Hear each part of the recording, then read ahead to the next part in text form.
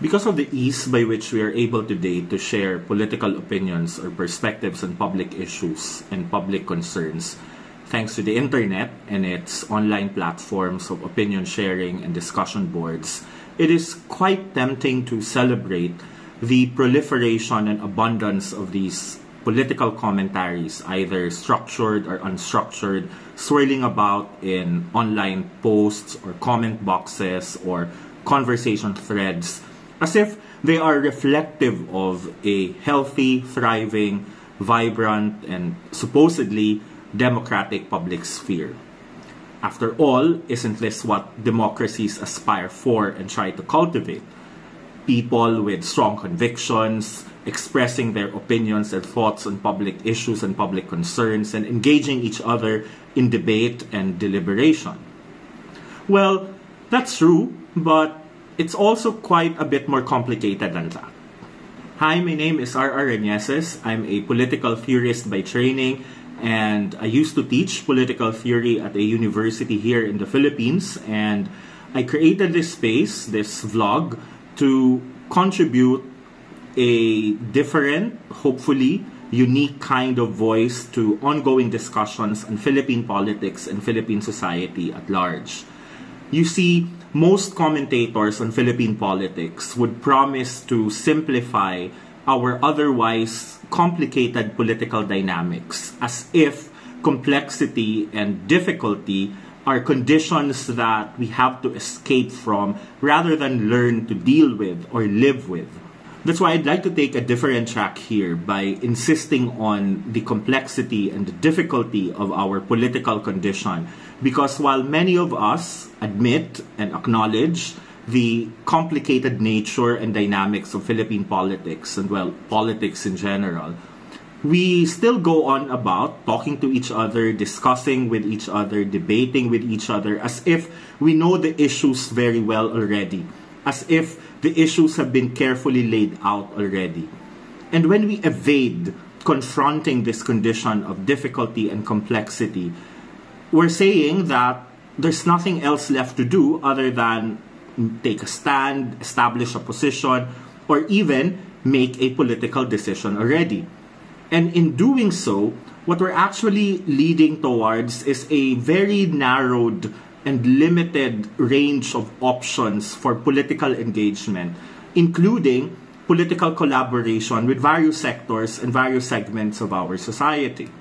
And so I'd like to offer my voice here not to sow confusion, but rather to invite us to learn how to deal with complexity, how to live with this difficult condition of politics, particularly politics in a democratic society that the Philippines aspires to become. So let's go back to the question that I set up on earlier, and let me just rephrase that for brevity. The question goes, isn't the current proliferation of political commentaries through technology-mediated platforms actually enriching the quality of democratic deliberation in the Philippines today? And I said earlier that we have to address this question from a rather more complex perspective. And let me tell you why. First, I think it is worth pointing out that a lot of these emergent political voices today, particularly the louder ones, aren't coming from the traditional intellectual or learned classes of Philippine society.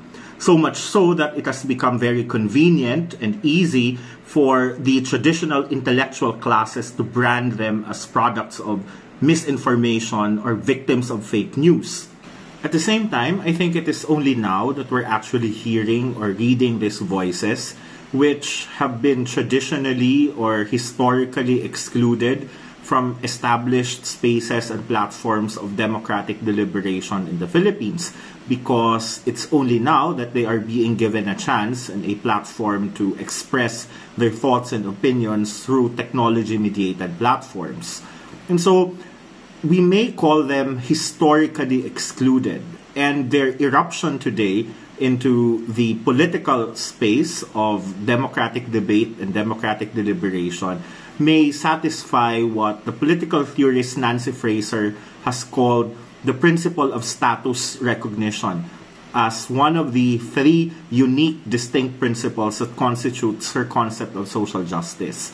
According to Nancy Fraser, social justice in democratic deliberation actually requires an inclusive public sphere where voices who have been historically excluded and marginalized are given a chance to air out their side or to participate in formal structures of political participation.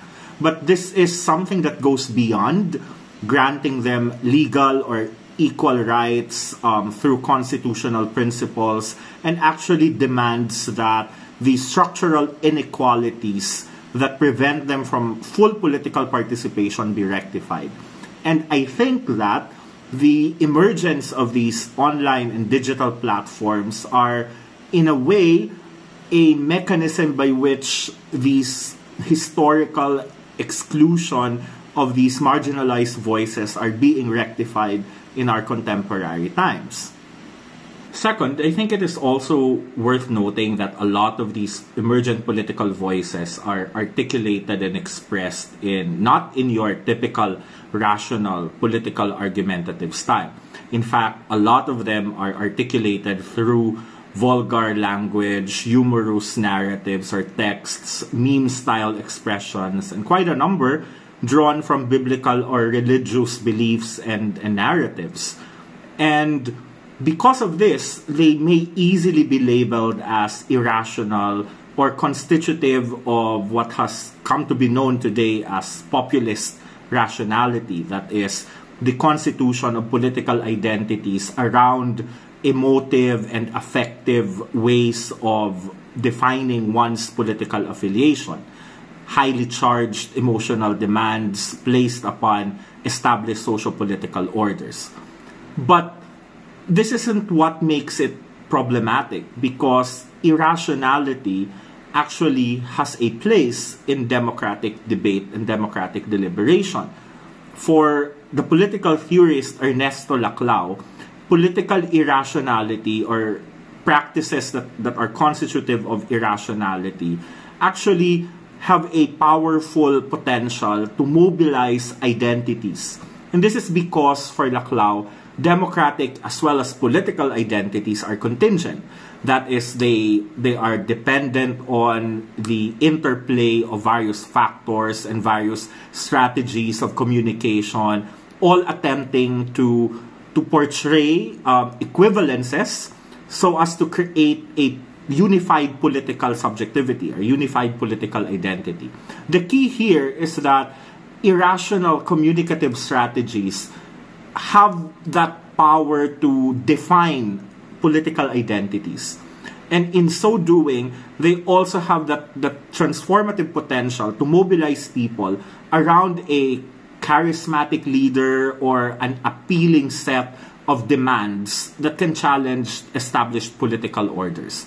So irrationality in contemporary political discussions and political debates isn't actually the real problem. In fact, it can help and actually deepen the character or enhance the quality of democratic deliberation in the Philippines, especially since a lot of these highly charged emotional expressions of political opinion are coming from the marginalized sectors or the traditionally excluded segments of Philippine political society.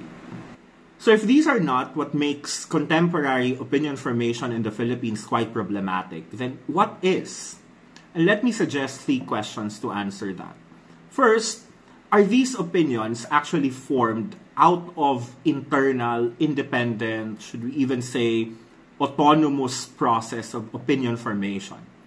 And do they actually lead others to develop their own independent opinions? Do we even have a political environment that is conducive to independent opinion formation? Secondly, are opinion makers today aware and self-critical of the limits of their opinions, in a way that they acknowledge that these are opinions and that they are coming from a specific standpoint in relation to the political reality that they are responding to or that they are addressing? And the third question is are these opinions actually able to destabilize and dismantle existing socio-political and structural inequalities in our country? Or are they simply being instrumentalized to entrench already well-established political positions and political identities? I think these are difficult and complex questions that we would otherwise not raise had we simplified the issue altogether or reduced it into either just dismissing or celebrating the proliferation of political commentaries and political voices in the Philippine public sphere today. These are also questions that embody what the German Jewish political theorist Hannah Arendt has called enlarged thinking, which she considers to be the outcome of our encounter with the plurality of opinions and ideas and perspectives in the public sphere.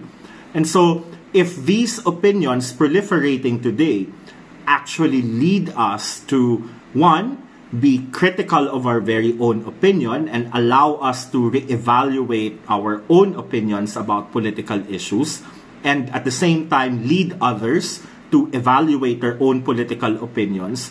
And secondly, number two, these political opinions going on about today were actually formed with an understanding that they are merely opinions and that they have limits, and therefore they cannot be universal truths that should be imposed upon others.